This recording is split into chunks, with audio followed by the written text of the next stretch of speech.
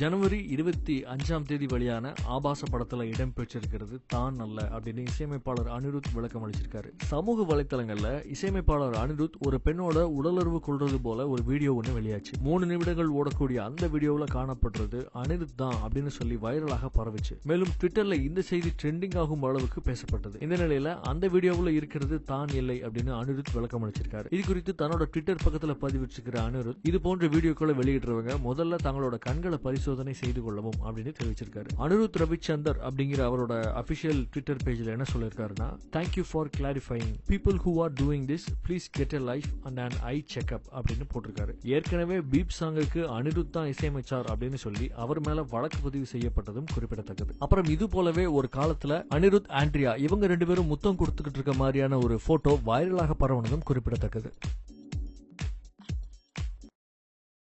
தெரியாதா நான் என்ன பேசுறேன்னு? என் வாயால தான் சொல்லி கேட்கணுமா உங்களுக்கு? நீங்க ஏன் சொல்ல மாட்டேங்கிறீங்க? உங்க டியூட்டி இல்ல அது.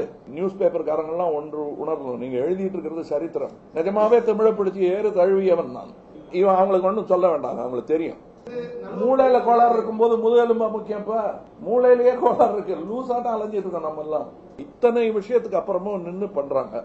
அவங்கள தயவு செய்து ஆன்டி சோசியல் ஒதுக்கிடாதீங்க. அதான் சொன்னா, நீங்க அவரை சொன்னா நம்பிட்டீங்களா? நீங்க அப்ப நானும் நம்புறேன். அதானே நீங்க தானே சொல்லணும். எனக்கு செய்தி சொல்றவங்க நீங்க தானுங்க.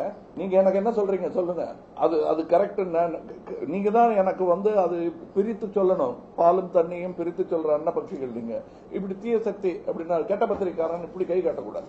எனக்கு இன்னார பிடிக்கல, இவரு தாங்க அவரு எனக்கு பிடிக்கல, அவர் தப்பா எழுதுறாருங்கன்னு அப்படி காட்டணுமே தவிர மொத்தமா இப்படி கை காட்டி சொல்லக்கூடாது. மொத்தமா நடிகர்கள் எல்லாம் மோசம்னு சொல்லக்கூடாது. உங்க சித்தப்பா ஒருத்தர் இருந்தார் அந்த ட்ரெயின்ல சொல்லி பாருங்க, கணக்கெல்லாம் மாறிடும்.